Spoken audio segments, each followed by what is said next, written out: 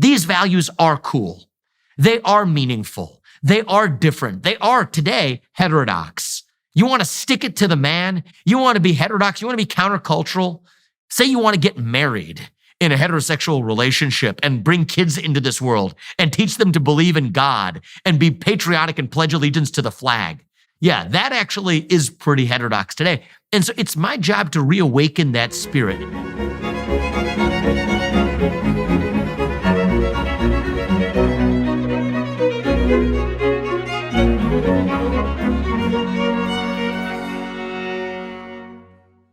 Hello, everyone watching and listening.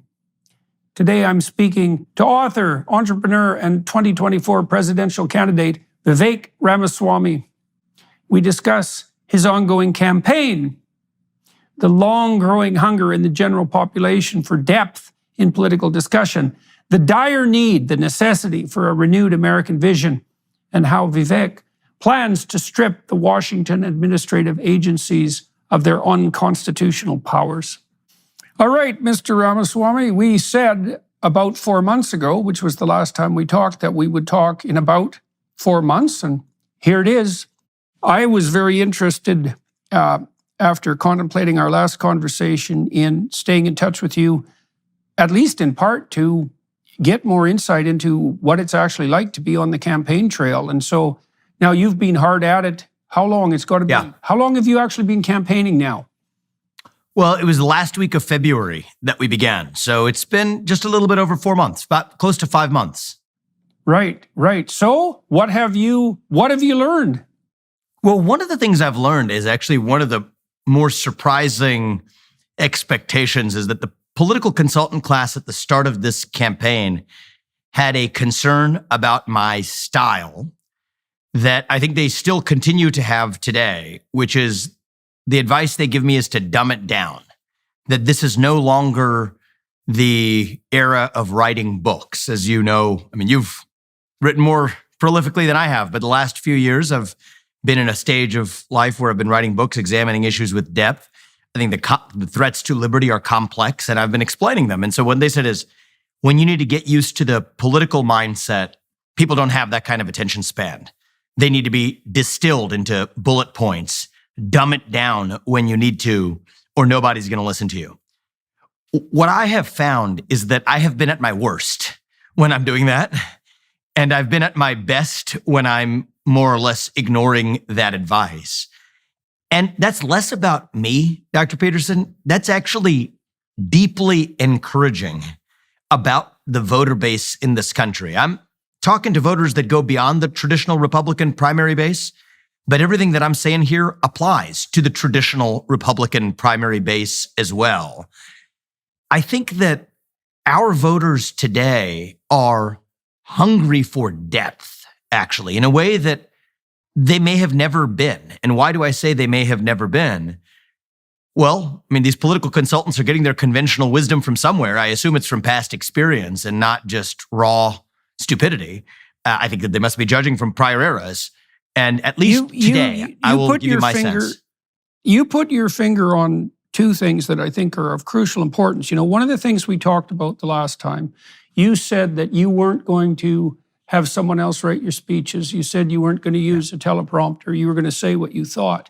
Now, this is what I've watched happen to a number of people that I know quite well. They lack confidence in their own ability and their own capacity to judge the political context.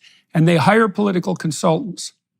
And the political consultants claim to be political consultants. But my sense with political consultants is that they're like money managers.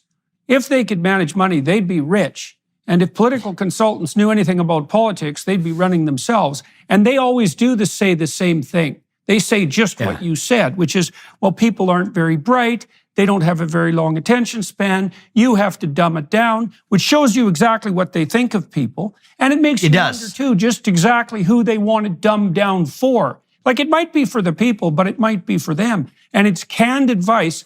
And then you said, that you found when you did that that's when you went astray and you fell off course. And that's what I've seen happen to the other people I've watched do this. I don't dumb what I say down ever.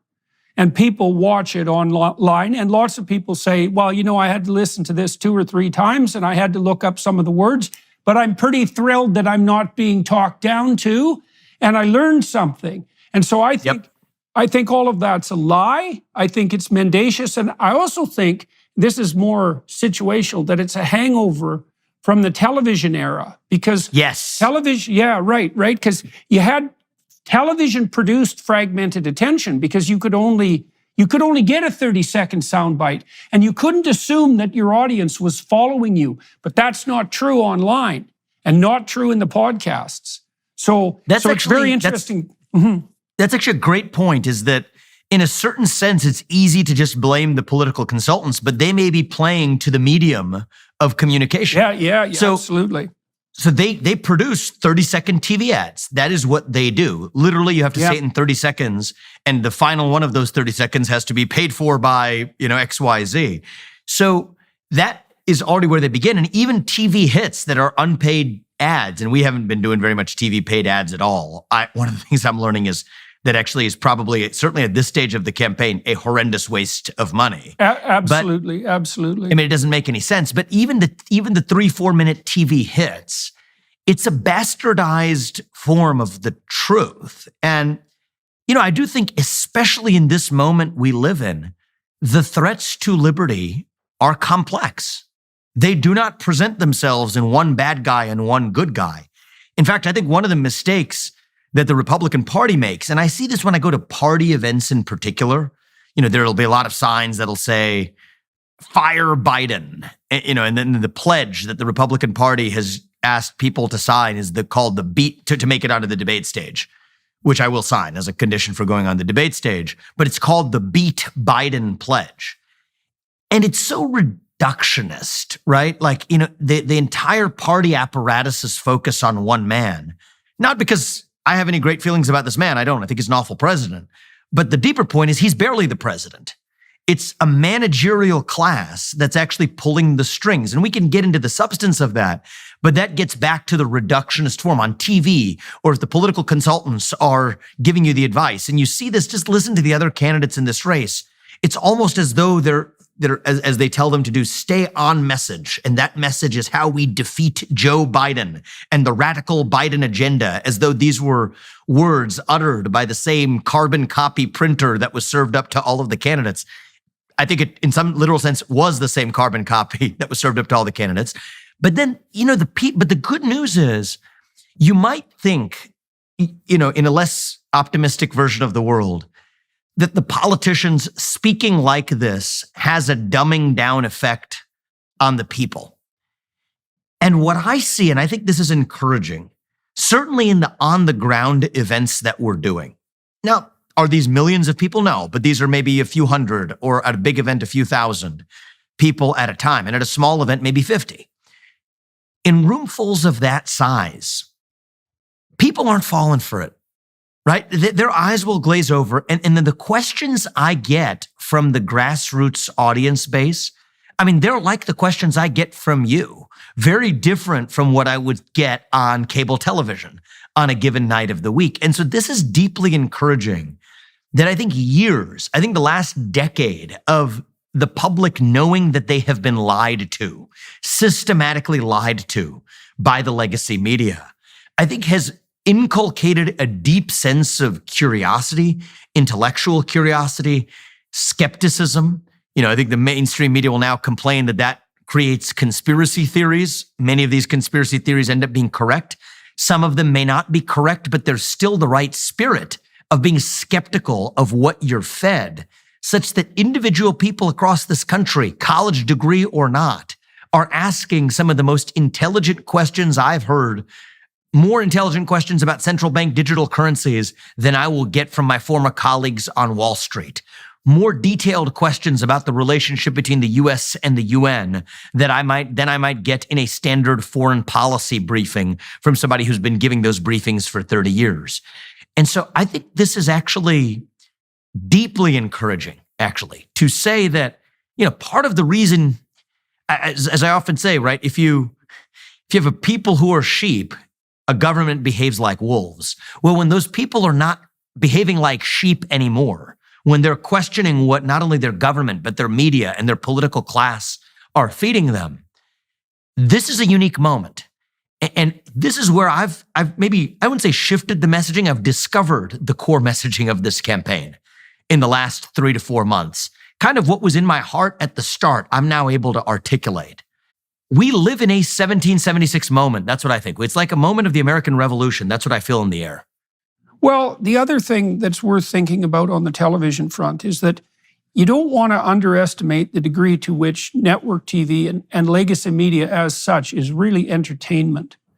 And so part of well, that's exactly it. So, so that it's politics as spectacle, and part of what you're being called upon to act out as a legacy media politician is politician as actor, right? You should be playing the part of politician.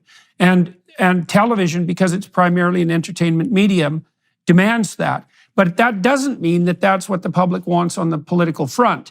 And I think, you talked about this being a 1776 moment. And I know Lincoln wasn't around in 1776, but, people used to listen to Abraham Lincoln deliver 2-hour speeches, right? And they'd be standing there in the hot sun while he was orating. And one of the things I've also really noticed, Vivek, and this is interesting, very few people buy books. It's a luxury market, or it's an elite market.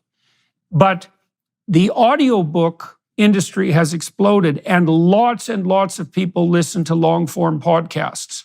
And they're not necessarily people who read, but it also looks to me, and this could easily be the case, that maybe 10 or 20 times as many people can listen to complex ideas as can read them. And so I think so. Well, it might be the case. Right. We don't know, right? Because it's a technological revolution, these long-form podcasts, and we don't really know what the significance of it is, although we do know that the most popular journalist in the world, and that's definitely Joe Rogan, is a long-form podcaster, and his podcasts regularly run 3 hours. So obviously people don't have a short attention span. I think that there's a couple interesting hypotheses of what's going on here. One is there might just be a real scientific understanding that this has revealed, which is everyone might have. I think I have, if this is true for everyone, it's definitely going to be true of me. Maybe a low-level dyslexia, right? Dyslexia might not be just like a condition for just a scarce few people, that there's something about the way that our eyes process information that's just a little bit behind where most people are on where their ears process information. But I think that there's something deeper going on in our moment. And I think it's not a coincidence that we see the rise of this podcasting form at a moment in our history when there's a demand for it. And why is there a demand for it? I think there is a deep hunger for human connectivity, direct, disintermediated, human-to-human connectivity. And the reason I say I think that's closer to the flame is that I see an excitement, Dr. Peterson, when I'm going to these events. I mean, I was in a few days ago in Iowa, in a barn, in a small town of just a couple hundred people. There were a couple hundred people in the barn. Literally, it was as though everybody in the town came to the meeting that we were having in that barn. And I think it's because we live in a moment where people are starved.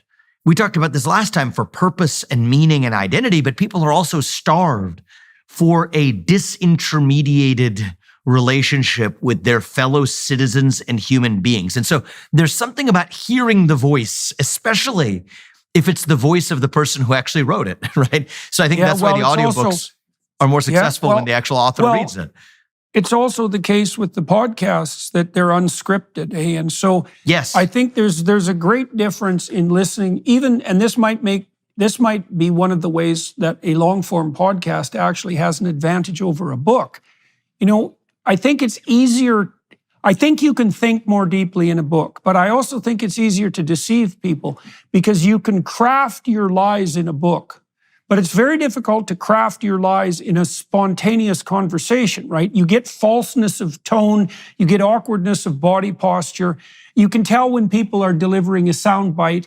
And I think part of the reason that people like Rogan, and Lex Friedman's a good example too, Friedman, is that the reason that they're so popular is because they are genuine. The same thing is true with Russell Brand. He's got more of a trickster shtick and he's a comedian, but of course Rogan was a comedian too. But And that is a form of disintermediated interaction. And I do think that it's the antithesis of the crafted Hillary Clinton political class message. It's part of the reason that Donald Trump was also successful. And it is something that makes itself available to people like you. And Kennedy has been doing this very effectively too, who are using the new media. Pierre Poilievre, the conservative leader in Canada, has also done a very good job of that. It's direct-to-voter communication. And I think your comments that the time is calling for that because people are tired of being manipulated by large, gigantic enterprises, corporate or government alike. They want to see the real thing and they want to hear it because they can tell if it's real then, and Trump definitely capitalized on that. He didn't use the podcast format, although he used Twitter quite effectively, but he capitalized certainly on that. Certainly in 2016 he did. Yeah. Certainly in 2016 he did, yes. And, I think even large-scale rallies of being there in person, there's, in some ways I would say that if I go up the chain, I would say there's no substitute for being in person, live in a room with even no screens or algorithms in the air between us, with a large group of people who are your direct consumers of your message. And that's what the part of this campaign I'm enjoying the most. Next best to that are actual unscripted, long-form conversations where you're not reading speeches into a teleprompter. It's not a 3-minute hit. Context like the conversation we're having now. And I've invested more time in that just because I hope it's certainly effective as a campaign. We'll find out that part later. But I am rejuvenated as the best version of myself when I'm actually able to speak truth without doing it in some sort of artificially constrained format. Then you go to actually TV hits, which are a true bastardization of reality. And then you get to the ultimate bastardization, which is a 30-second straight-to-camera TV ad, which is where the most money will actually get spent on this campaign. So one of the things I've learned is I don't yet have a strong view on what the political snakes and ladders will be on mapping a path to victory.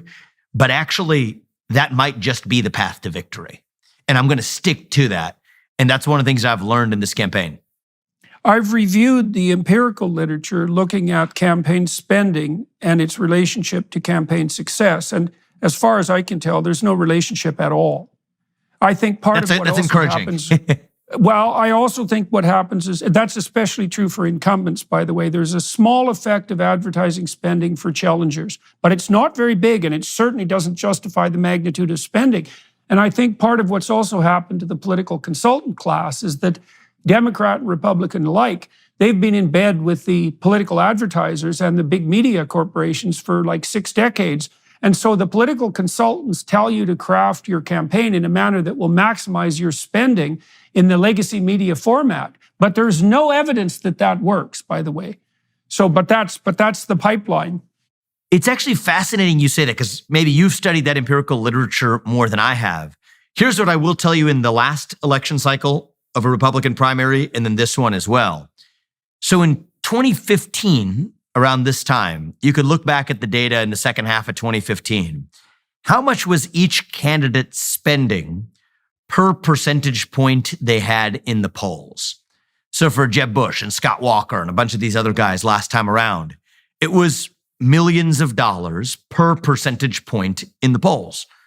For Donald Trump, it was in the tens of thousands, the thousands of dollars is what we're talking about in terms of paid advertising per percentage point. Now we look at it this time around, and I find this encouraging, suggests to me we're on the right track, where again, you look at the candidates in this race, if you count their super PAC dollars that are spending money on ads, millions of dollars per percentage point in the polls. For me, it's again in the tens of thousands. We're not spending boatloads of money, barely any money on paid ads on TV or otherwise. And I think at this stage of a race, it does say something about, you're on the product market fit, regardless of whether or not you're using the money to prop it up. I do think there will come a point as a realistic matter at some point in this race. And it did for Trump last time around as well. It's just, part of the pill you have to swallow is just the sheer scale of reaching still the many people in this country who don't access YouTube or long form podcasts that still are viewing the linear medium of television. and does skew to be an older voter base, that yes, there's going to be a time and place for that in this campaign. But that's almost, by the time you get there, you've already won if you're going in the right order. And so that's the way I'm viewing this too, is at some point we're going to need the mega money to probably pipe this all the way through. But I'm pushing that as far out down the line as we can. And I am more confident than ever that actually an outsider like me in particular in this race, can absolutely defeat the odds and win an election just as Donald Trump did last time around. And it says as much about the improved pipes that we have, thanks to new media that disintermediates television, but it says something even deeper, Dr. Peterson, about the people. The people can tell when they're being lied to. And I think that we live in this moment where the government, where the media, where the establishment believes that the people can't handle the truth.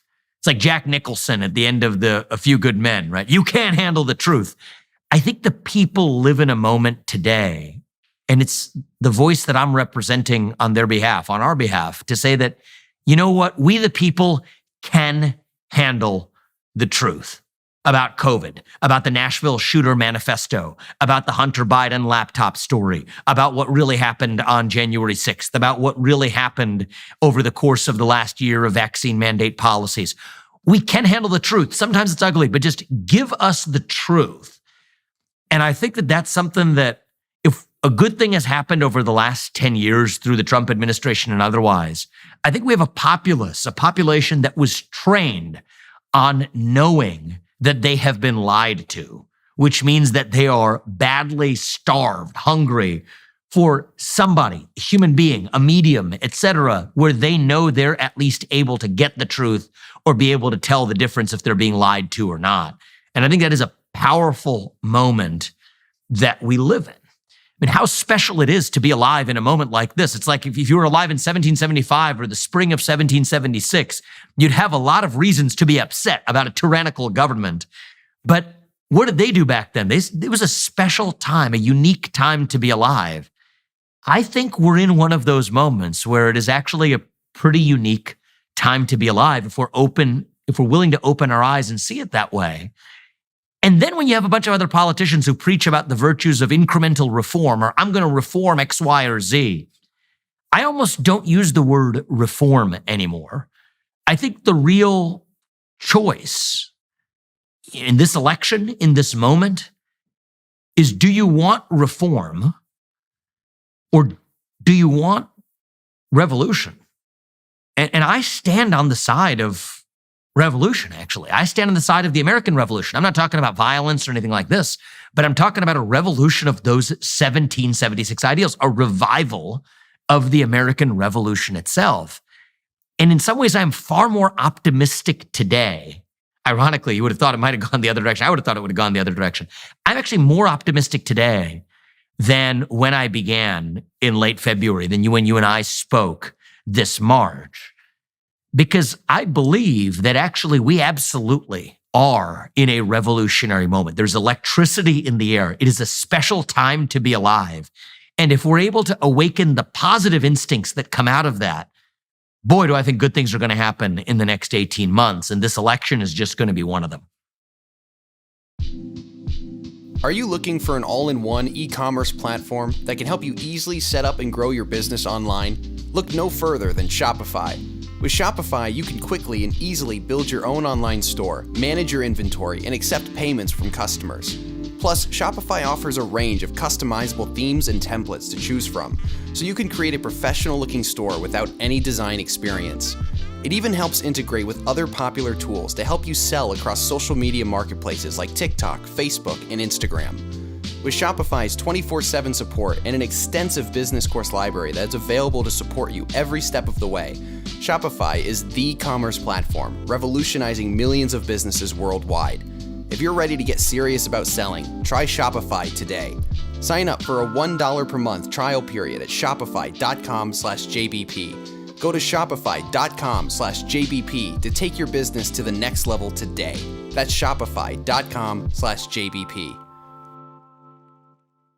Well, obviously, the fact that Kennedy's candidacy is quite popular as well as Trump's, is an indication that that revolutionary fervor is active, because Kennedy strikes me as much of a bull in the china shop on the Democrat front as Trump was on the Republican front. And I've been following you regularly on Twitter and watching how you've been being treated in the press, and I want to get back to that at some point. But also, and it's made me curious too, you've talked a fair bit about your skepticism about, let's say, the deep state, about the FBI in particular, and you've put forward some relatively radical propositions, and you just said that you feel that there's a kind of revolutionary fervor in the air, which in some ways is a strange thing for a conservative to say, for a Republican to say, and I know you're more on the libertarian end, if I hopefully not putting words in your mouth, but what do you think it is that you're bringing to the table that's in that revolutionary spirit, and how do you defend yourself, do you think, against the danger that radical change in and of itself, even if it's hypothetically in the proper direction, can cause its own brand of trouble, doubt about fundamental institutions and that sort of thing. So what do you think is revolutionary about your approach? And how do you think you can protect yourself against the potential excesses of the necessity for relatively radical change? I think that there are a couple of unique attributes here for me. One is it just does take somebody who comes in as an outsider. You cannot be beholden to the existing system. One of the things that actually constrains the revolutionary impulse, and you could argue whether this is good or bad or neutral, but it's just a fact, is the influence of large donors in the Republican Party. There is a version of the world in which there's an institutionalized function that large donors play, and it's to sort of tame candidates, to get them back on a few set of accepted messages that then become eventually the agenda they use to govern. You could argue that there is a conservative function there, conserving the status quo in a way that some people may argue is good. I think that there are positives and negatives, but I think the negatives outweigh the positives greatly in the current moment. For whatever it's good, you could debate whether this is good or bad. I am not constrained by that. I'm totally unconstrained by that because I'm not playing the mega super PAC puppet game. I am independent. I have put, now more than the last time that we spoke, I've put over $15 million of my own hard-earned money into this campaign. And we have 70,000 plus small dollar donors. The online fundraising is now, just digital small dollar fundraising is now hit a snowball effect where it's just continuing to accelerate day by day. That's what's lifting this campaign up. And so that's one of the constraints that doesn't apply to me. That much, I think, was also true largely of Trump.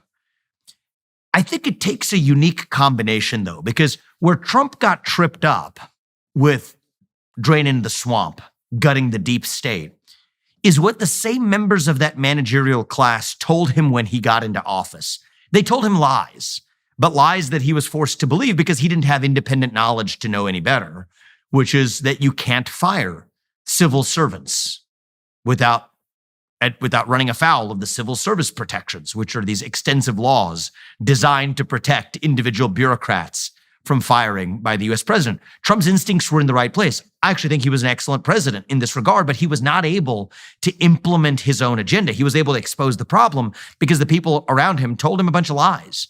Why are they lies? Well, my suggestion is read the law. Just those civil service protections, to use one example among hundreds, those civil service protections protect against individual employee firings.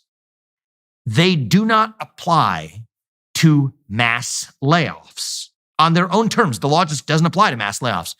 Mass layoffs are absolutely what I am bringing to the DC bureaucracy. I have said that I will lay off over 75% of the federal employee bureaucrat headcount by the end of the first term, 50% by the end of the first year.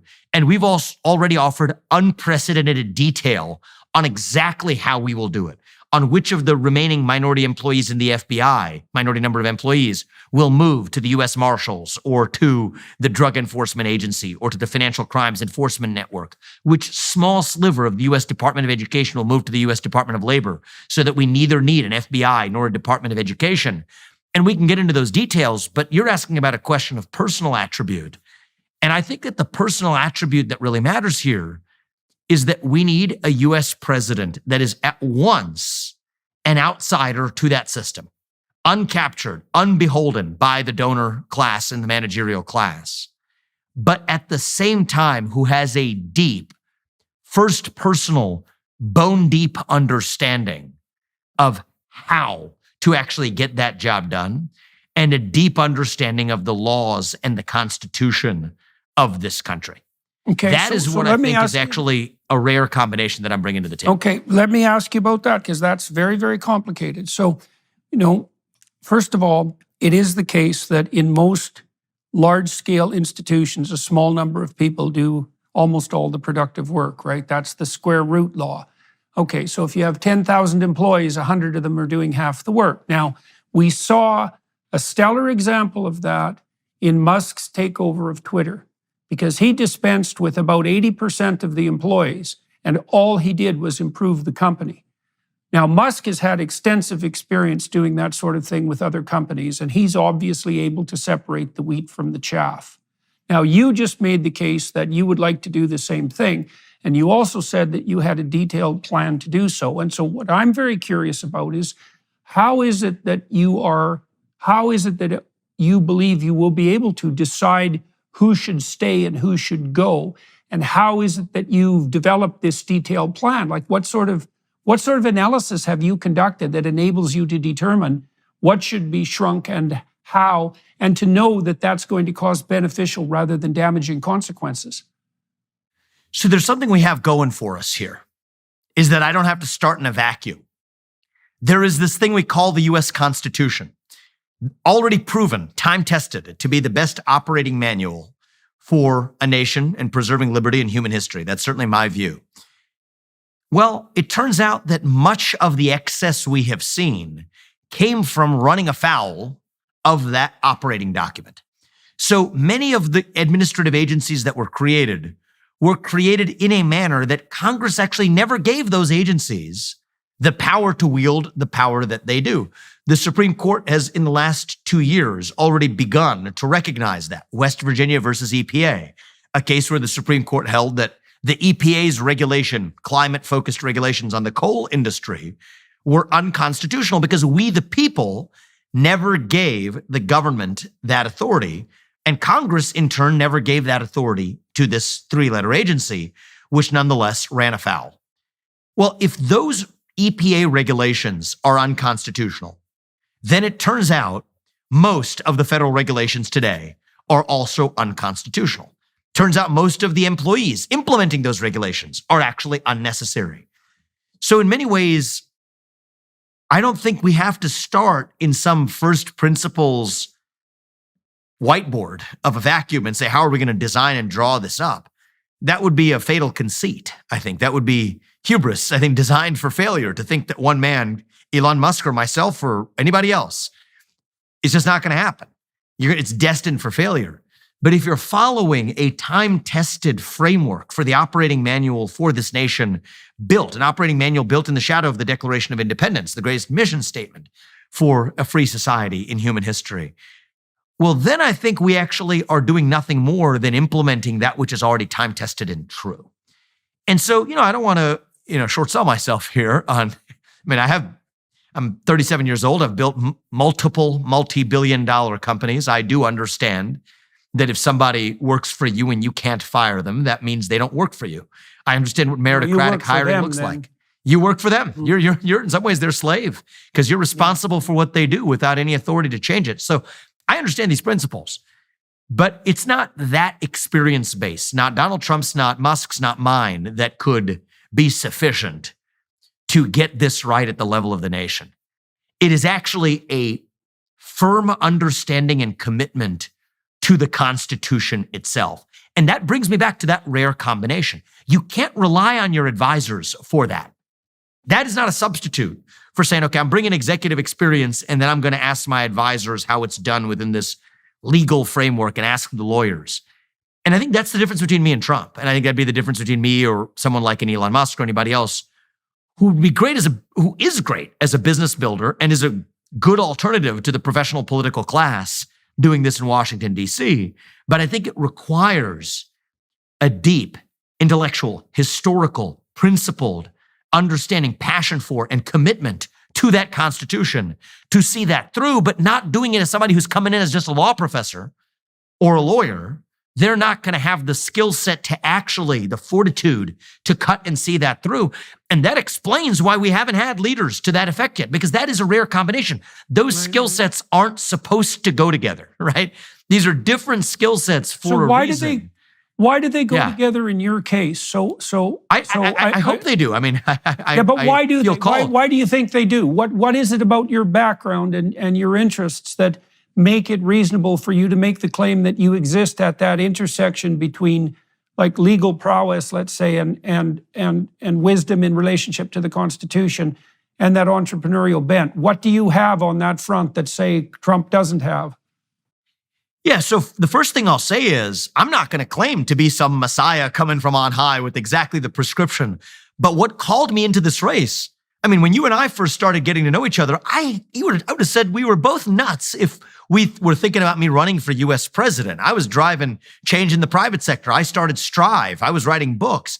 That was my calling. So the thing that pulled me in, Dr. Peterson, is that I think I am the best among the lot we have now to actually bring that combination to the White House at a moment where we require it, to actually reform that administrative state, to gut and bring a revolution to that administrative state that we need a unique combination to actually achieve. Because I watched where Trump fell short.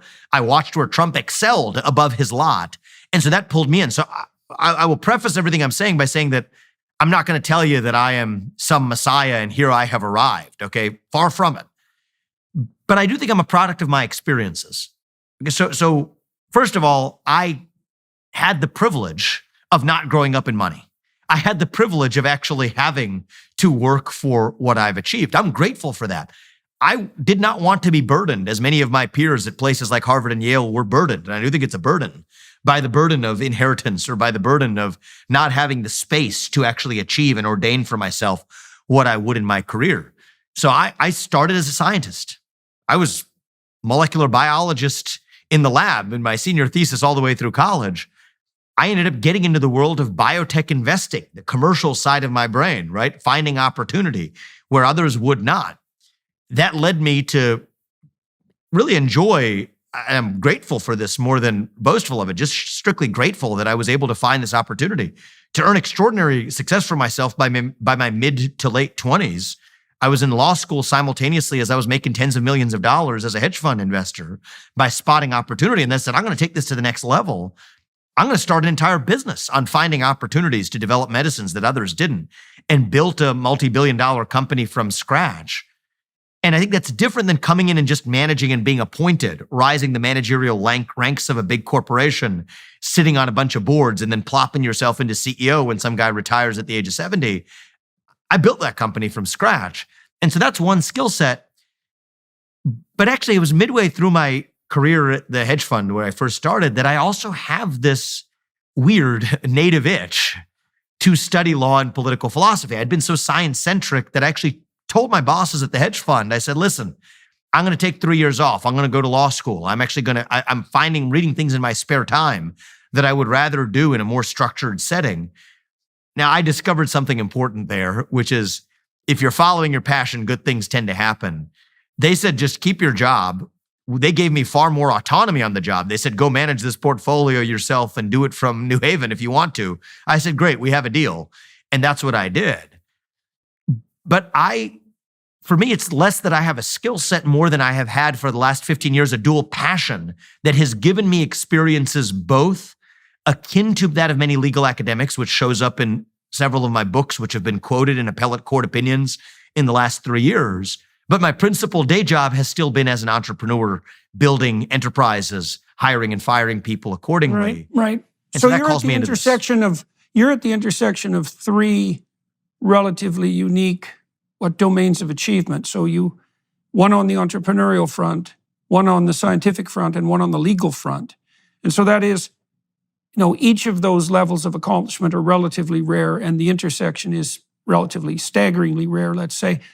How was it, do you think, and why did your interest turn from the scientific to the legal, and what aspects of the legal in particular compelled you? And then how did that transmute into a political interest? Well, I mean, the political interest really is barely an interest at all. I feel like this is a sense of duty that pulled me into this political journey. But all the way through the legal doorstep of it, I guess I'm a person that reasons through principles. Okay, I think that science is actually founded on principles that are iteratively, we hone, and we have an approximation of the actual truth of the world. But the scientific method, driven by hypothesis-driven testing, as opposed to just purely deductive, I observe something and then I decide that that's the state of the world. That's not the way the scientific method works. It's a deeply principled understanding and approximation of the world, right? You form a hypothesis and then you test that hypothesis. You don't just sit and deductively observe the whole time. That's just pure empiricism. That's not the scientific method. And so there's something about that that spoke to me. And I think that was probably why when I started my first major business, Roivant, which was a scientifically founded company, I mean, I personally oversaw the development of 5 medicines, which are FDA approved today. But the business building piece of it was, the first thing I did was with the day one employees. We sat in a room for about 6 hours and came up with our first draft of what ended up being 20 business principles, right? Here are the principles on which the company would run, right? Value creation in the external world is a sole goal. Everything that happens in these 4 walls is a means to the end of what happens in the external world. Whatever's necessary is always possible. I mean, we went through several iterations of that. And so for me, I think it's just the way that I think and process information. And then that is, I think, part of what drew me in my interest in the law and in the ordering. I think we're a nation deeply built foundationally on the rule of law, not the whims of man. And that's what speaks to me about much of the US Constitution, about the United States of America. And so delving deep into what those principles were became just a passion of mine. It was a side hobby. I mean, the things I was reading in my spare time in my mid-20s, well, I'm a hedge fund, investor, and then, before my career as an entrepreneur, it's kind of a weird thing for a guy to do in his mid-20s and spend my weekends that way. But that's what helped me discover that I have this separate passion that drew me then to go to Yale for a few years. But it's part of what pulled me back, even out of my business career. I ran my business in a way that was tethered to those business principles. I think that's part of what allowed me to have success as an entrepreneur. But even when I felt like, okay, I've developed a drug, among other things, for prostate cancer. Now there's this cultural cancer that nobody else is working on. There are other people working on biological cancer. Nobody was working back in 2020 on the cultural cancer that I believed I had identified, which was the mixture of this wokeism with the forces of capitalism back in 2020, when I think this was really still not as well understood as it is today, to say that I'm going to step aside from my job as a biotech CEO to focus on this cultural cancer, but against the backdrop of a legal framework where it feels intuitively like something's gone wrong. It's not obvious that somebody's prosecuting this as a legal violation, but what are the principles enshrined in that law that are violated by what we're actually seeing? So that's what drew me in. And then one thing, that led me to the doorstep of this. You were interested in science as an investigative process. And then when you set up a business, you started to understand that you needed to develop a set of guidelines that were essentially enabling principles, because that's a good way of thinking about principles or rules, rather than as restrictions, as enabling principles. And that attracted your attention to the idea of enabling principles as such. You got deeper into that, particularly on the constitutional front, and that pulled you into the legal domain. And now your claim is that you think that you and your team think that you can use your knowledge of those enabling principles, especially buttressed by your corporate and entrepreneurial experience, as a scalpel and a tool of discriminating judgment to what would you say, recreate, shrink back, and reestablish the managerial state as something more akin to what was envisioned in the Constitution. That's the gist of the argument? That's exactly right. And I think that puts me together in a position to say, okay, now let's just intuitively, there's a lot there, right? So let's just sort of make this intuitive. What would George Washington and Thomas Jefferson and John Jay and Alexander Hamilton and James Madison say if they were walking the modern American terrain, if they were walking around in Washington, D.C. on a given day, what would they say? Would they be pleased? Would they be proud? Would they be appalled? I think today, in many respects, they would be appalled by what they see. And I think their intuitive understanding, that intuition is also part of what I'm reviving here, because they're the guys who enshrined that intuition in the form of principles that are in a document known as our U.S. Constitution today. And so for me, I think I share those intuitions. There's the intuitive side of me too, but my skill set is both as an entrepreneur and as somebody who understands principles, including legal principles. And those things don't usually go together. Now, we haven't talked about all the things that I'm awful at, okay? My artistic talents are sparse. I think that there's everybody has their strengths and weaknesses. But I do think that the unique coincidence of those talents is something that it so happens this moment calls for when we think about who we actually need in the White House to take us to the next level. And I think there's something encouraging about the moment we live in and the challenges we face. It's not Congress, it's driving the administrative state. And that's where my focus is as well, because I think that's where the skill set will be most useful. Well, you could see that Trump was attractive to people because of his entrepreneurial background and the fact that he was an outsider, and his appeal to people's sense that things had developed at the managerial state level far too far and that needed to be disrupted. But Trump was lacking, arguably, in political experience and potentially in administrative skill, although he had been at the head of multiple successful enterprises and so obviously had some administrative skill. I think people are attracted to DeSantis in part because he has that toughness of temperament that's characteristic of Trump, but has a better track record in terms of administrative ability. And your claim is that you have an interesting intersection of all those abilities, right? There's an entrepreneurial ability, there's an administrative ability, but then there's also that legal depth in relationship to your understanding of constitutional principles that gives you an additional edge. So let me ask you something about temptation, because I've watched lots of. I think there's one more dimension to this. There's just one more dimension to this that I think is important. As I was hearing you summarize this, and I just wanted to pause because I think it might actually be the most important of all. Is I do think there is a fundamental difference between either running an enterprise or even running a state as a governor. That is a requirement of certainly the U.S. president in the moment we live in today, is I think an ability to articulate and deeply believe in a vision of what it means to be a citizen of this nation. So take everything you laid out. Yes, I think you summarized it beautifully, but I think that is in some ways insufficient. It's a little bit still too small, because I think that's still like a resume test. And we all are, Trump, DeSantis, myself, and we're in the top 3 now in the Republican national polling, but the others too I would put in the same category, interviewing for a job with the American public. So, I feel like I'm in a job interview with the American public, so are the others. We should treat it that way and not take the public for granted. So that's why I'm treating this like an interview. But I think there's a third element that goes beyond just that descriptive and interestingly detailed account that you and I just went through, is this more foundational ability to articulate and believe in a vision of where we are going. And I think this is a big difference for me, and this is a generational difference, I think, Dr. Peterson. I think this is what is allowing us to reach young people in this campaign in an unprecedented way for the Republican Party. Part of that's we're using podcasts, but part of that is just the message, is that young people are, as you and I have talked about last time, hungry for a cause, hungry for direction and purpose. And what I see in the rest of the Republican Party, I'm not going to speak about any other field here, but the Republican field, what I see is a group of people who are habitually running from something.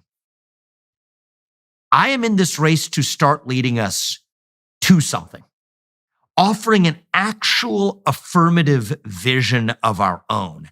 And I think we badly require that in this moment in our national history. So to take everything we talked about, the competence, the diverse skill set from being enterprising to having deep knowledge of the law, on actually the unprecedented detail we've laid out on how to reorganize and gut the administrative state, all of that. But I think the missing fuel that will allow me to see that through, but also revive a missing national identity, is having a clear answer to the question of what it means to be an American. We talk about the American Revolution. What were those ideals of the American Revolution? How do we revive them in the present? And I think we're seeing that in some ways where, look, to get in the Republican debate stage, one of the requirements was 40,000 unique donors, right? The former vice president of the U.S. just met that requirement, I'm told, in the last 24 hours. We're at over 70,000 unique donors. I've never had a political donor in my life. We didn't begin this campaign with any donor lists, but the beauty of this is 40% of those donors are first-time ever donors to the GOP in any form, and most of them are relatively young, actually. So that says something about one of the missing gaps. When I think the most important thing that I want to be saying that I did for this country when I leave office in January of 2033, that's 8 years from now. My older son won't even be in high school yet. Probably the most important thing I want to say is that we revived national pride in my two sons and their generation. And I think it does take someone probably of a different generation. I'm the youngest person ever to run for president in a major political party, but not just of a different generation, but of a different generational view that we're actually standing for an affirmative vision of our own rather than just tearing down the vision of the other side. And so I just wanted to pause to say that because I think of all the things we talked about, that's probably the most important, actually. Have you ever wondered why you're alive? You're alive because your mother gave birth to you. Sadly, this is not the story for over 64 million babies whose lives tragically ended in abortion. That's why Preborn fights every day so that at-risk infants will get a chance at life too. With the pressures of society telling mothers that their babies are just a clump of cells, it's no wonder that abortion continues at an alarming rate. Once a mother meets her baby and hears their heartbeat through ultrasound, she sees and feels that life inside of her. The majority of the time, she will choose life. When you join forces with Preborn, you bring life and love to a whole new generation, which is why Preborn and you have rescued over 28,000 babies this year alone. For just $28, you can rescue a baby. Any gift will help, and all gifts are tax deductible. Dial pound 250 and say the keyword baby, or visit preborn.com/Jordan. All gifts are tax deductible. You will never regret saving a child's life. That's pound 250 baby, or visit preborn.com/Jordan. Okay, well, I think that's a good addition, and I'll return to the issue of temptation via the root of youth, I think. So let's talk about that vision of the future. So this is going to be a bit of a convoluted question because I have to wander around a bit to answer it. So I've been involved in this enterprise that's established in the UK, but has roots in Australia and Europe and the US and Canada.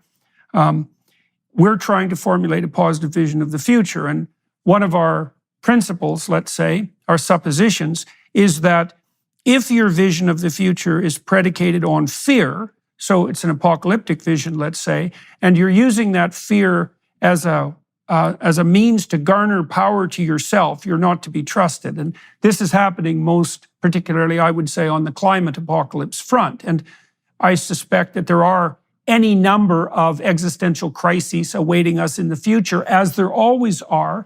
But my sense is that if you use any given crisis as the means of instilling a demoralizing fear, and the consequence of that is that you're gathering power to yourself, you're not to be trusted as an advocate of the people, and that you should be putting forward a positive vision. And we're trying to differentiate that and delineate it. And we would like to see cheap energy. We would like to see a multidimensional approach to environmental maintenance. We would like to see, a reestablished commitment to the fundamentals of the minimal necessary family. We're not very fond of corporate gigantism, but most importantly, I would say, of all those things, is that we believe that that people that we could all be offered a positive vision of the future so that we have something to strive for that's motivating and hopeful, instead of being enjoined to cower and destroy our own ambitions because we're something approximating a planet-destroying force. Now, I know that, the typical young man in grade 12 now is more likely to be conservative than liberal. It's not true of young women. The tide is turning on the generational front. And I think it is because young people have been force-fed so much apocalyptic doom that they've really had enough of it. And so and I see this in your tweets and your communications too, that you're trying to outline a positive vision. So, and you've laid out some of the principles. And you talk a little bit about the return to constitutional principles, but if you saw a renewed America, and by implication a renewed West, what would that renewal look like? Like, where would we be in 5 years or 10 years that's different from now? And how might you move us towards that? I think it is an ordering of our society on the things that have always grounded successful, flourishing societies throughout our human history. So the left preys on this vacuum of identity with race, gender, sexuality, and then now what you just mentioned, climate. It's serial. Once the climate farce is, and I do think that much of the agenda around it is a farce, once that's revealed and untenable, just as when the COVID-19 pandemic passed, the residual climatism filled the void. Once this farce passes and people like yourself, myself, Alex Epstein, and Bjorn Lomborg and others are playing roles in exposing this, it'll be something else that fills the void. I don't know what it is, but it'll be something. Now, I think that what I see right now is a lacking in a conservative movement that becomes too, what should I say, lazy, too satisfied, complacent. Probably complacent is the right word, with just criticizing that vision and the endless hypocrisies and the nature of how uninspiring it is. And it is uninspiring. But just criticizing it is also uninspiring. And so I want us talking more and acting more on ordering a country, a nation, a society grounded in the value of each individual.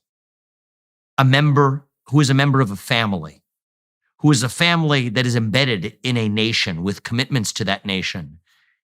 And yes, I think a revival of a belief that we are one nation under God. That doesn't mean a single religion or a single, religious orthodoxy pushed from on high. In fact, I think it shouldn't be so. But broadly, individual, family, nation, God, as an affirmative alternative to race, gender, sexuality, and climate. And I think that vision is not only more innately inspiring to young people, to all people, it is grounded in truth, right? We have distinct sources of our identity that we as lost human beings who wander in that wilderness, biblically wander in that desert, we need something to ground us. And I think that reviving the value of the individual through hard work and the creation of what you create through hard work and the ability to be proud of that. I was talking yesterday to two entrepreneurs who are themselves already young, actually, not much older than me, multi-billionaires who are now on their next creation. I asked them, what motivates you?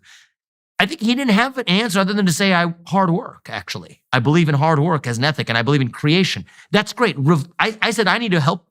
I need your help in bottling that up, and I need to put that in the water across this country. But the value of hard work, the value of the family, that there is truth to having a commitment to the unit of two parents in the house with a commitment to their children first. The idea that, you know what, I will take care of my family first before I worry about the starving child in the middle of the Congo. Not to say that there's something wrong with going and helping the starving child in the middle of the Congo, but to say that there's an ordering. I am a self, that means something. I work hard and create something in the world, and I am proud of that, and I am an individual agent. Not riding some tectonic plate of group identity, but there's only ever one you, Dr. Peterson. There's only ever one me. There's only ever one anyone. And that there's inherent value as the individual. The same thing I'll say is that my first commitments are to my family. the children who I brought into this world, the wife with whom I am raising those children, the parents who brought me into this world. Those are my commitments. And then around that, I have commitments as a citizen to this nation, that I will go and visit the south side of Chicago or Kensington in the middle of Philadelphia before I go take pictures with some child in Myanmar so I can post it on my social media account and feel better about myself. I'll get to Myanmar later. I'll get to the Congo later, but I'm a citizen of this nation, and that means something to me too. So I take care of myself through my own hard work and dedication. I take care of my family. I take care of my nation, that I'm proud of these things, that I believe that we're a nation under God. And then, yes, as human beings, we are all equal in the eyes of each other, because in the Christian tradition or Judeo-Christian tradition, you'll say we're made in the image of God. I'm raised in a Hindu household. We say it's that God resides in each of us, but whatever formulation it is, that there is a higher power. And then once we've taken care of all of that, then we can get to, Ethiopia or South Africa or Myanmar or wherever else one might go. But I think what we see right now is a substitution of that effect, right? Intensely worried about the climate apocalypse, or intensely worried about some fringe problem that doesn't affect your own community or your family or your nation at home, as a substitute for the actual things that in a time-tested way ground us as human beings. And so I'm still just scratching the surface, but at least gives you a taste of how I view that future. Well, I've been spending a lot of time assessing the book of Exodus, right? And part of what the book of Exodus does is lay out a psychological and social alternative to tyranny and chaos. And chaos is the desert in the Israelite sojourn. And so you can imagine two extremes of misgovernment. One would be tyrannical order, and the other would be desert chaos. And the alternative that's put forward in that book is an alternative that the Catholics in particular have referred to as subsidiarity. And it's the notion of a hierarchical identity that's both individual and social. And it very much parallels what you're describing as the essence of identity itself. Now, you see a craving for this on the left, because the leftists tend to prioritize hedonic impulse, right, as sort of the grounds of individual subjectivity. And then in response to the lack that produces, they leap to global identity solutions, and that would be ethnicity, race, or maybe but what climate. The appropriate the appropriate alternative to that is, I think, historically speaking, the subsidiary structure that you're laying out. So you could say, well, first and foremost, you're responsible for yourself. You have to take care of yourself, and that's a duty and an obligation, but also a source of meaning, right, of meaningful striving. Yes. And if you can manage that, well, then you can embed yourself within a couple. And that's another place you can derive meaning and identity. And if the two of you can organize yourselves halfway intelligently as a mutually sacrificial couple, because you're sacrificing your short-term impulses to her well-being and vice versa, and counseling each other to do the same for yourselves, well, then maybe you can establish a family. And that's your next level of responsibility. And then maybe a community or a business enterprise, and then maybe a town, and then maybe a city or a state, and then maybe a nation. And then you said, that has to be nested under God. And that is, that's one of the pillars of Catholic social doctrine, one of the three pillars, that notion of subsidiarity. And I think it is the time-tested alternative to, top-down Tower of Babel, statist centralism, and the absolute inchoate chaos of the fragmented identity that we see unfolding in the world now. And I think that's why this message of responsibility, by the way, is echoing so deeply with young people, particularly with young men, because meaning is to be found in that subsidiary hierarchy of responsibility, right? And it's also ethical, and you implied this.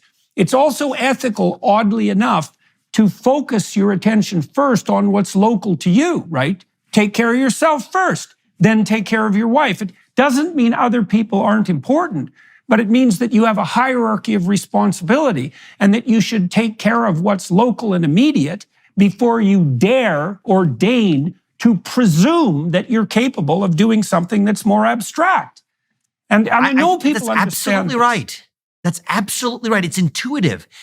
it's woven into our nature as man. And I think that we are in some ways running contrary to our nature as man, which leaves a vacuum in its wake that leaves us lost like the Israelites were in the book of Exodus. And I think that that's where we are in our modern American landscape. And so I think that there's a now very practical component of how we revive that worldview. I think there's an attitude where the things that I'm talking about, individual, family, nation, God, these are, needless to say, not novel concepts. They sound novel to some when I say them now, to many, to most. And that shows you how dislocated we are right now from even the proper ordering of a society. You don't have to take a Judeo-Christian worldview. Take Aristotle. He said the same thing, basically. You go to the Hindu scriptures in ancient India, they say the same thing, right? So this is time-tested, transnational, transhistorical stuff, okay, truths. Now, the reality is I think that there's a sort of squeamishness, prudishness that make us feel in the modern American moment like we're hearkening back to something. Those are antiquated values. They're not cool. They're not the stuff of progress. I think that's a uniquely postmodern attitude. And I think one that many, especially millennials, Gen Z might actually come back to it because they're so starved. But millennials, my generation, feel like that was like not cool. And certainly if there's a boomer preaching to us as such, or a Gen Xer preaching to us as such, I think that there's a reluctance, almost a contrarian impulse, equal and opposite reaction in the other direction, a sort of natural rebellion to it. This goes back to also the special set of attributes that I think it takes in this unique moment to get this done. This is my responsibility to make faith, family, patriotism, hard work, to make these values cool, actually, for the next generation. To the way we live by those values. The example that I want to set living in the White House. I'm not some old fogey from a past generation preaching how it used to be. I'm talking about this on the campaign trail, certainly in the way that it can be.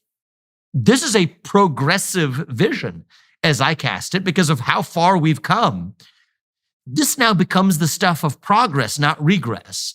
And I think that I know that's framing, and you could just say that's just marketing, but there's some element of marketing to the job, to get this done. Human beings have to come along. There's some element of marketing to every job.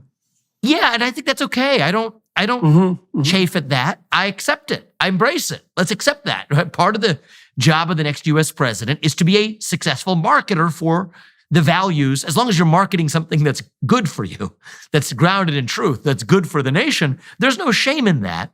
But I think that as a young person, as a guy who's still actually, this month I'm turning 38, but as a guy who's still 37, I think that there's no shame in that. I am openly saying, and many young people will hear me say this, and that's okay. They can be in on the marketing campaign to say that, yes, I'm marketing to you guys, but I'm marketing something that's true. These values are cool. They are meaningful. They are different. They are today heterodox. You want to stick it to the man. You want to be a hippie. You want to be heterodox. You want to be countercultural.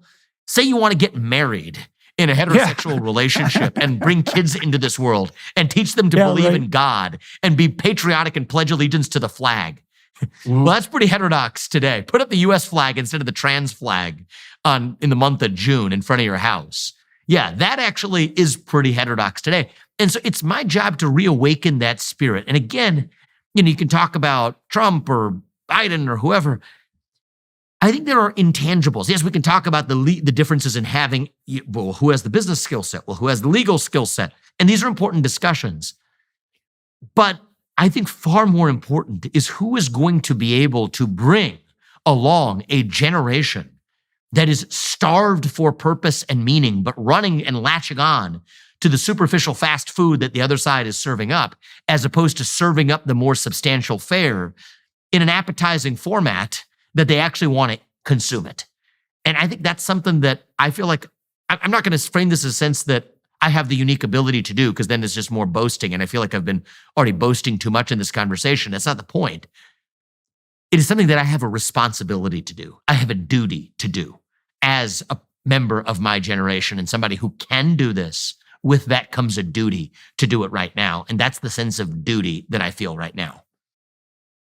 I'm extremely pleased to announce that Daily Wire Plus has decided to make the 16-part Exodus seminar fully and freely available to everyone over the next 4 months on YouTube. We are, therefore, truly beyond pleased to invite you all most hospitably to partake in this great moral banquet.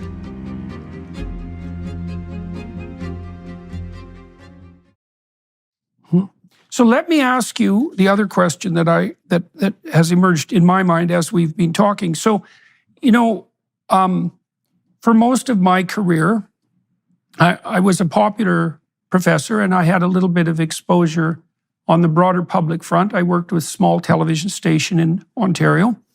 And so I had a taste of public recognition, let's say. But I didn't become well known until I was in my mid-50s, and that's protected me, I would say, to some degree, against some of the excesses that might otherwise be associated with that. I had a very established family and long-term friends who were accomplished in their own right, and like a phalanx of people around me who could counsel me carefully as my star rose, so to speak. Now, you're a young man and you've been very successful on multiple fronts and for a very long time. And you've garnered great wealth. You've had a lot of entrepreneurial adventures. Now you're running a very public candidacy for presidency, but you're 37. And so one of the things we talked already about the temptations that you faced on the campaign front with regard to the advice that you were receiving from the political class and how you withstood that. And I guess I'm curious, and I think this is probably the therapist in me thinking about someone who's in your situation, is like, and you've provided a partial answer in your understanding that you have a responsibility at all these levels of social embeddedness. But how do you keep your ego from running away from you, given the particulars of your situation in combination with your youth? Like, what do you have around you that keeps your feet on the ground, do you think, or around you or within you? Honestly, it's very practical and simple. The first thing is my family. I actually am pretty grateful to, I don't know that I hope you don't mind me mentioning this, but the best piece of advice I got at the start of this campaign was just like very practical advice from Tucker Carlson. Okay. Tucker told me, it's just like very practical stuff. He said, travel with your family. Take your bubble that you live in with you, right? Because, at some point you're going to show up on the road and you're just going to be floating in the ether and waking up in some hotel asking, okay, where am I? And I'm just floating and going through the motions. You're going to feel like that at some point in this campaign. And here's how you protect yourself against that. Whatever you have at home, just take it with you. Or when you don't take it with you, just make it a rule that you want to come back and spend as many nights at home sleeping in your own bed as possible. I came home at 11:30 last night. A few nights ago, it was 2 a.m. when I got back from Iowa. Oh, actually, where was it coming from? That was New Hampshire, excuse me. Lose track where I'm coming from. But it's 2 a.m. But I still made it a point to come back rather than to sleep the night over there, because just as a very practical point, there's nothing philosophical about this. It grounds me. I wake up that next morning to the sound of my young son crying, and it annoys you at first for the first split second, and then it's just joy after that, which is like, that's what you wake up to in the morning. And I think that we're traveling as much as we can as a family. Now my wife has her own version of this, which I wouldn't say is in conflict, but has some logistical attributes that we have to balance, which is her version of also part of staying grounded in a journey that she did not sign up for. She does not covet attention. She doesn't hide from, I don't know if you've ever seen her. She's very earnest and connects with people at a level sometimes that's even deeper than I do with many audiences. And she's not shy about it, but she doesn't covet it in any sense, certainly doesn't seek it. The thing that keeps her grounded is, in addition to our family unit, which is important to her, is she made a decision that I admire her for keeping, is she's kept her full-time job through this. And it is not a lightweight's full-time job. She is a throat surgeon. She literally saves lives of people who have gone through cancer at the Ohio Cancer Center, at the James Hospital, at the Ohio State University. People have been through head and neck cancer, the consequences of that. She's a throat surgeon, the best one of the best in the world, certainly at the narrow domain she's in. She has people who fly here to see her. She keeps her operating room schedule. And so let's say I'm in Iowa on a Friday night. There have been cases where days where she will do 12 cases in the day and still be at a dinner event where we're both speaking in Iowa that night. And so for each of us, it's, I think, the practical steps, actually. I think and this is where I'm so grateful to Tucker, actually. I launched the campaign actually on his show, and it was just in the chit chat that we had after that I got like probably the best practical tip that I have since used throughout this campaign, which is as simple as this. Whenever you can, just make it a rule. We will travel with our family as a family unit. Whenever that is possible, that is just what we will do. When that is not possible, because Apurva has to stay in Columbus, Ohio, maybe I'll get one-on-one time with Karthik. She'll stay with Arjun. And when it's not possible for the kids to come, which would be too taxing for them, or they have their activities, I will make an effort. And even if it's 2 a.m., I will be back home in this house where I'm talking to you from. And maybe I'll get an hour less sleep, but I'll be more grateful for it in the morning when I wake up the next day. Well, you know, that harkens back to this issue and idea of embedded responsibility that we already discussed. Yes. You know, so one of the what would you call it, errors that the psychotherapeutic community has foisted on the general public, and I think this is true even of the greatest therapists, is the idea that your sanity is something that's somehow located in you. And I don't think that's true. Like, I think your sanity is the harmony that's established between your multiple levels of social embeddedness. And so when you abide by Carlson's advice to take your wife and your children along with you, you're actually taking the structure of responsibility that reminds you to be sane along with you, right? And because we all need to be tapped into harmony and unity. And you do that not so much, some of it's abiding by your own principles, it's internal, it's pure force of will. But as Carlson pointed out, you know, you can wake up after a month on the road, you're kind of lost and suspended in space. And that's also the sort of time where a moral error of one form or another is much more likely to occur. But if you're in constant communication with those embedded levels of responsibility, that also keeps you on track, right? In that conservative manner that is part and parcel of secure sanity. And that's another advantage to adopting social responsibility, right? Is you surround yourself with people who remind you to be sane. Yeah, because I don't know about other people, but I'm not a perfect person or endowed with some sort of divine, you know, infallibility in the decisions that we make. And so we just put ourselves in a position to make the moral decision at every step through the structures that have, it's not, I didn't invent this. My parents demonstrated it by example to me, and I suppose they didn't invent it. It's societies throughout human history in our faith-based tradition. I mean, the Hindu way of life, just as the Judeo-Christian way of life, puts a great premium on this institution of the family. And so I think it actually comes down to just being that practical about it rather than to be overly abstract. It's like, you know, you and I talked about the bats in the cave, I think. You know, I certainly see myself, all of us, I think my generation, maybe all of us as Americans, as human beings today, like blind bats, lost in a cave, right? And the bat, how does it figure out where it is in that cave? It sends out an echolocation signal that bounces back off the wall, and then it comes back and it says, this is where I am. So if we human beings are doing the same thing, this is my family. That's true. That bounces back. It says, this is where I am. I believe in God. I'm a citizen of this nation. Those things come back and say, this is where I am. When those things disappear or they're distant, what happens? We send out these signals and then nothing comes back. And we're back in the desert. We're back to being the Israelites in the book of Exodus. We're back to being Americans in 2023. And so, yeah, well, that's part of that problem of overemphasis on subjective self-identity. You know, right. This is a terrible thing that the radicals on the left have done to people psychologically, is to tell them, you are only what you claim to be. It's like, well, no, that's not true. You're what you've been able to negotiate with other people.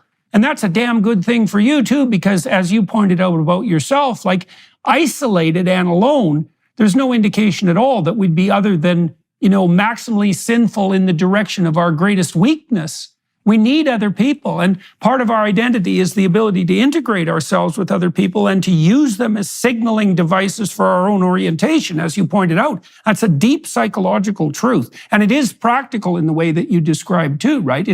You distribute the responsibility for your sanity to the community that you take responsibility for. And that works. And that's not an internal or psychological phenomenon. That's a phenomenon. That's a social phenomenon. And that's one thing the conservatives knew, I would say, in their conservative philosophy, that the liberals who are hyper-individualistic miss completely. And you know what? Maybe those who are saints, or the rare saintly individuals who are rare in human history that walk this earth, maybe they don't need that. They're on a higher plane than people like me. I think that ordinary people like me, need that grounding in order to have my grounding in who I am, avoid moral error, as you put it. I think that's an important insight in all of this as well. It might be why you see instances of moral error more often from people who do put themselves in the position to wake up in a given day and not know where I am or feel lost in this aimless passage of time.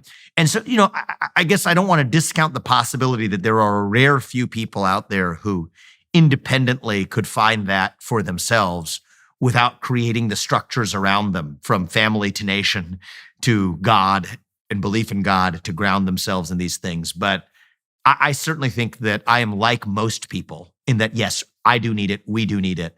And part of what we do is, there's this old expression where you practice what you preach. I actually feel that what I'm doing much of in this campaign is, it's not that I'm doing that because I'm practicing what I'm preaching. It's the reverse. I'm just actually on this campaign preaching what I practice. And I would like to actually share that privilege. I'll use the word, the P word.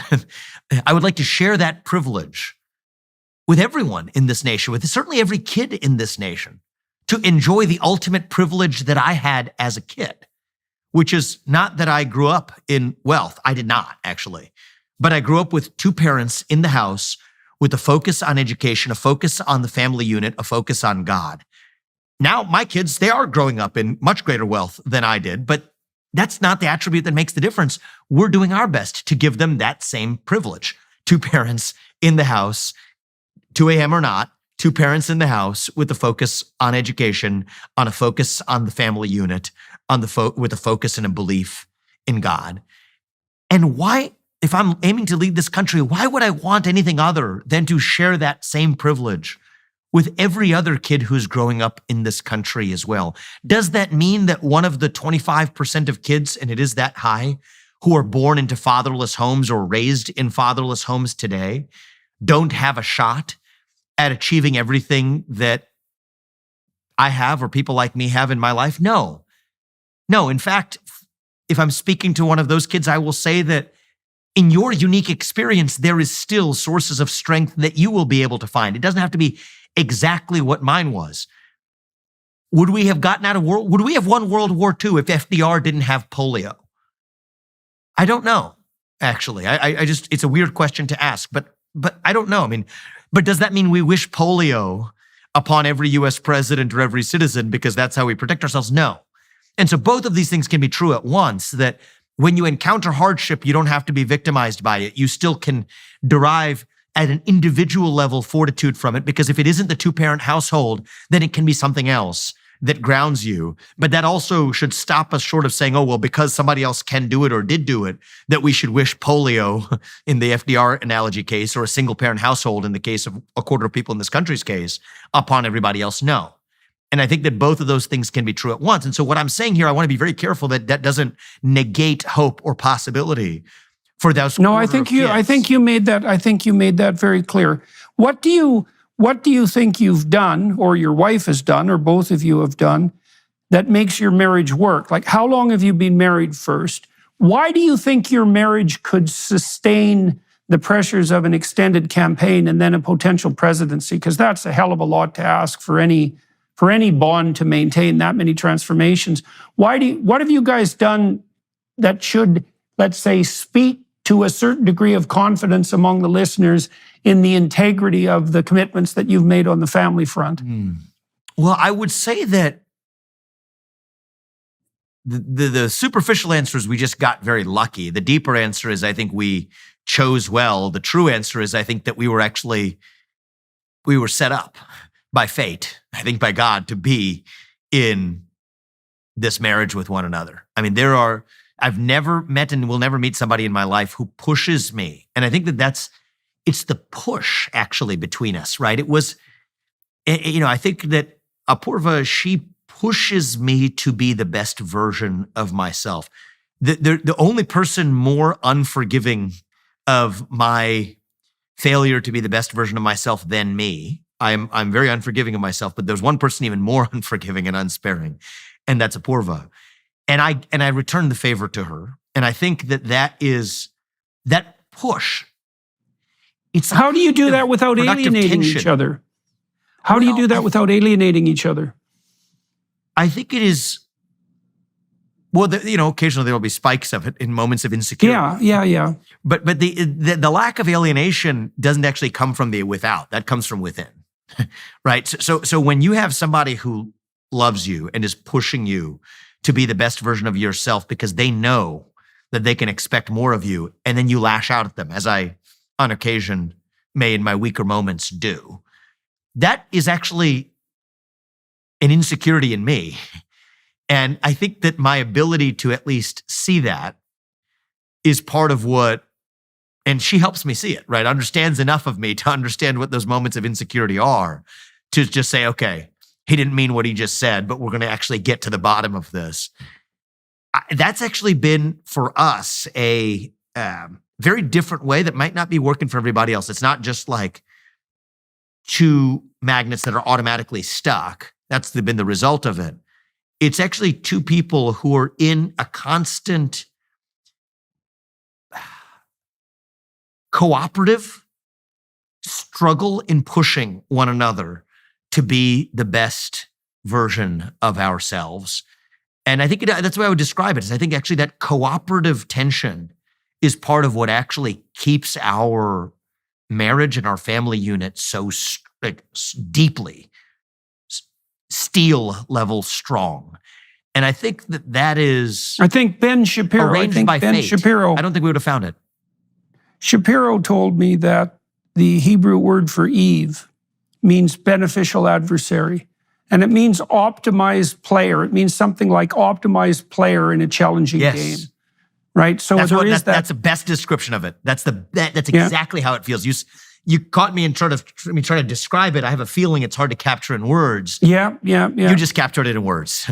That is it.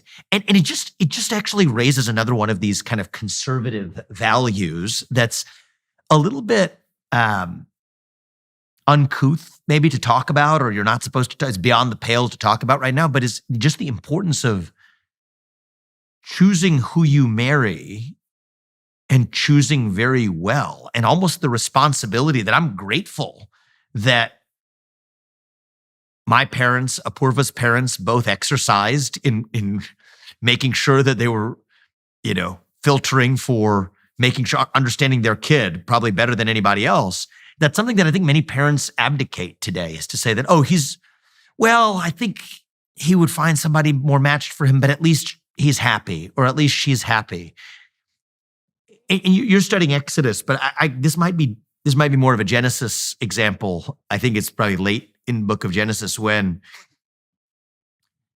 Abraham sends his servant after he has him put his hand under his thigh for the moment of commitment. That was just how they made commitments back then. We don't put people's hands under their thighs now, but that was, I think, the biblical version of a solid commitment, to say, go back all the way over there to our homeland to find the proper spouse for my son Isaac, he was the son that God asked him to sacrifice. He didn't have to sacrifice. It was important to him to know that he went all the way there. And what if I come back empty-handed? He said, you will not come back empty-handed. If you do, I will relieve you of your promise, but do not come back empty-handed.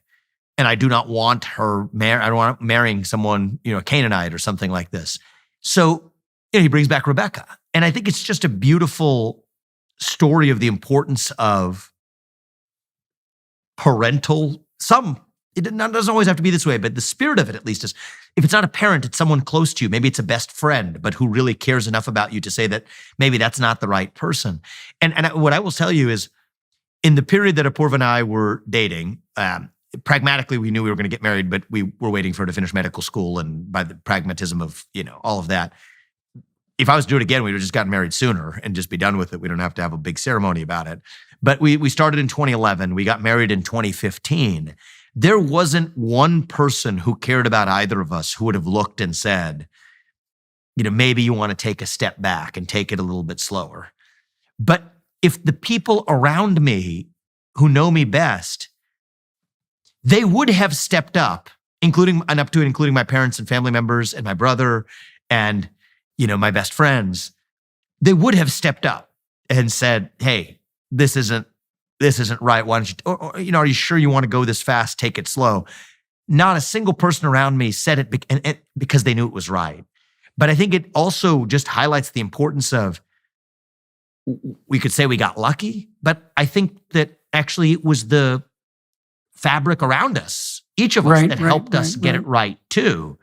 And so I think even the importance of who you choose in your marriage, I mean, the Bible has a lot to say about this. Hindu tradition has a lot to say about this. My parents have a lot to say about this. And if you asked me 20 years ago, I would never be saying this right now, but I think that actually there is a role for family members to play. That's wise role for wise counsel. It is, yeah, and I enjoyed that. And I thankfully I'm eternally grateful that I was blessed with the wife that I have now. That was not a product of accident. It was actually a product of circumstance. Why do you think she supports your, I've seen many couples compete with each other and interfere with each other's progress forward, sometimes out of spite and jealousy and, hidden resentment and bitterness. And your wife appears to be on board with your ambitions or with your joint ambitions. Like what? And you said, that you have a child. She has maternal responsibilities, but she's maintained this difficult career. She's obviously balancing that with the support she's providing you for your complex endeavor. Why does she support what you're doing?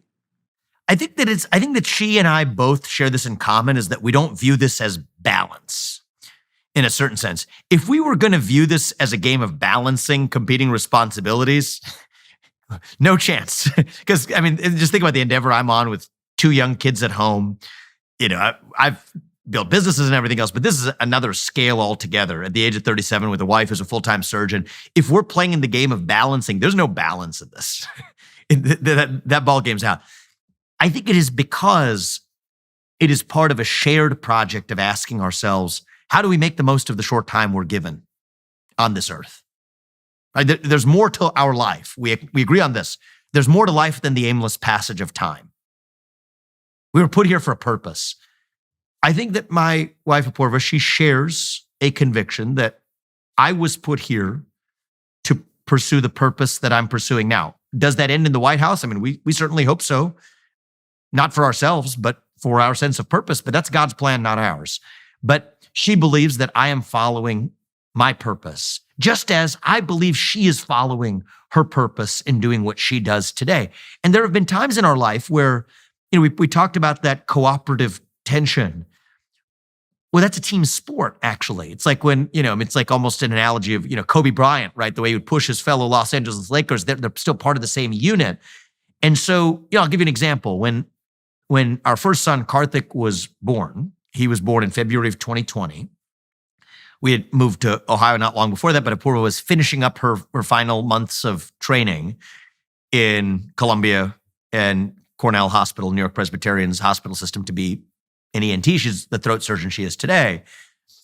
And you will remember February 2020 was right. He was born on February 23rd of 2020. That's right on the cusp of that first wave of the pandemic in New York City, where, unlike the later waves that were catastrophized, that was a real wave of, in New York City, condensed Manhattan's hospitals were, for a matter of months, overrun, in the ICUs included. And she has this special skill set as a throat surgeon, but she is 3 weeks into giving birth. She could take as long of maternity leave as she wanted.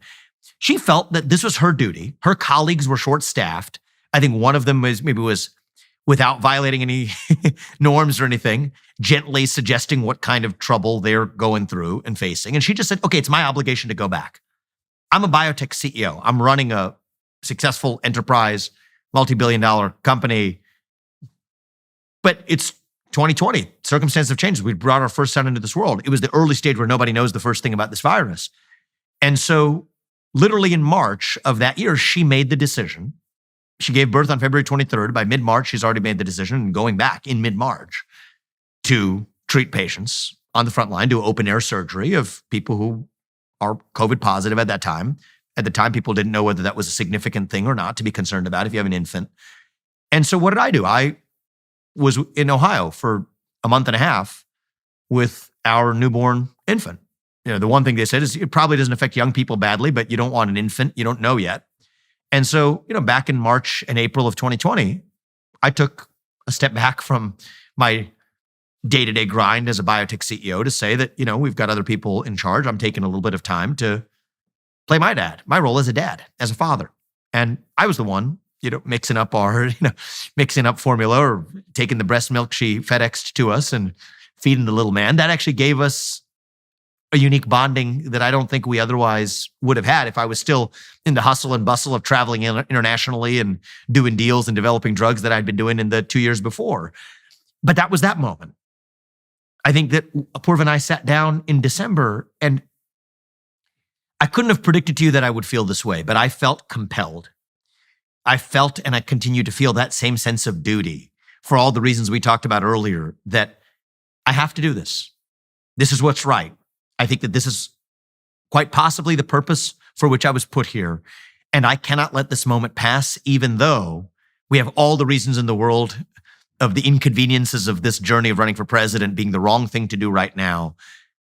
This is what I feel compelled to do. And in an instant, she had, for us as a unit, to make sure this is the right question for us, pushed me as she does. Are you sure that we shouldn't be doing this even 20 years from now? Suppose even it is your destiny and your role to be the US president. Shouldn't we do it when these kids are out of the house, when we have more experience?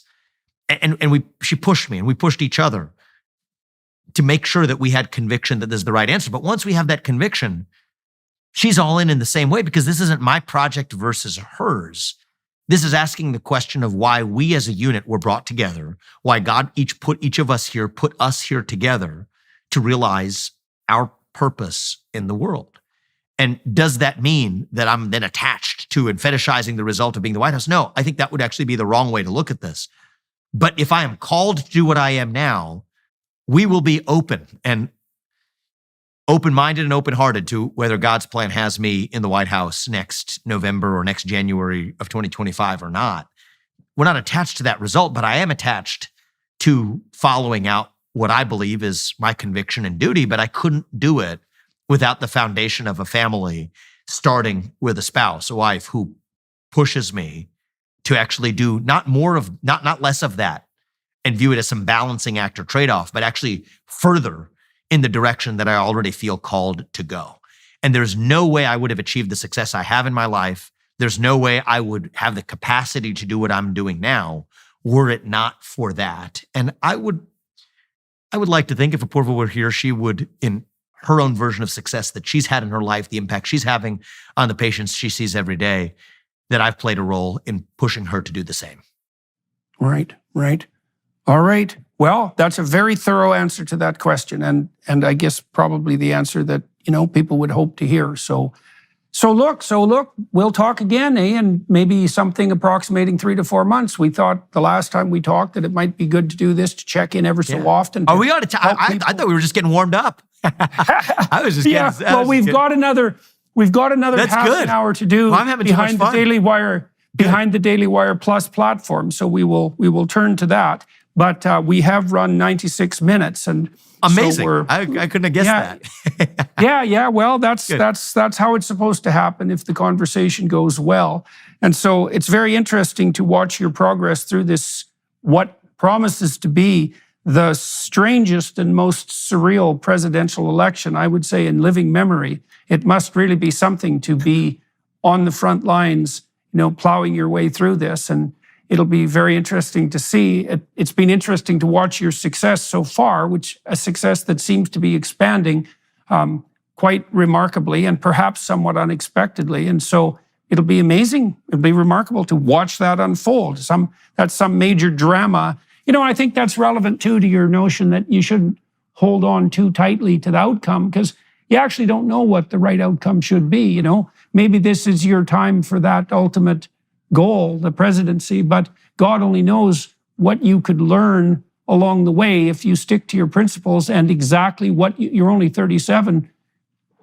There's absolutely no doubt that whatever you learn along the way, if you stick to your principles, is going to serve you well in whatever might come your way in the, additional 60 years you have to unfold your life.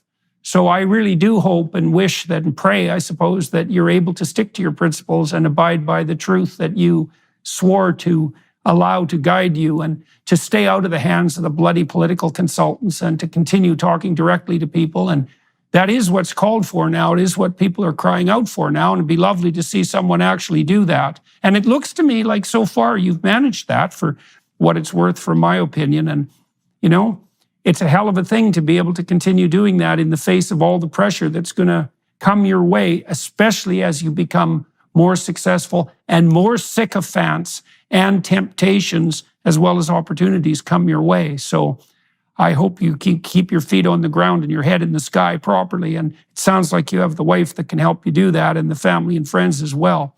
So hooray for that. So for everyone watching and listening, I'm going to talk to Vivek another half an hour on the Daily Wire Plus platform. I often do something autobiographical on that front, but I think today I'm going to hassle him instead, because I read a New York Times article recently, which was a bit of a hit piece, and I thought it might be entertaining and interesting to walk through that and dissect it. It's not like I'm a big fan of the New York Times, as I suppose most people watching and listening know, but it's interesting to take apart what it is they're attempting to do. And I'd like to see how Vivek responds to that. So that's the plan for the Daily Wire Plus platform. In the meantime, thank you all for watching and listening. And thank you very much for agreeing to talk to me again. It's quite a privilege to be involved, even in a peripheral way, in this campaign. Hopefully YouTube won't censor this podcast, as they did with my discussion with Robert Kennedy, which is 100% unforgivable, but seems unlikely. Yeah. Well, you know what? If they do, we'll find other ways of reaching the people with the truth, and that's what I admire about what you do. And you and I both, I think, speak the truth without attachment to the result, and I think that's actually what keeps us tethered. So, thank you, my man. Yeah. Well, that I think one element of faith in the truth is the decision, and I think it's a decision. I think it's a decision of faith that whatever happens, if you speak the truth, is by definition the best thing that could have happened. Yes. Now, that might not be what you planned, but what the hell do you know, Yeah, you're bounded in your vision. And so, yeah, well, they're certainly not infallible. They're certainly not infallible. Yes.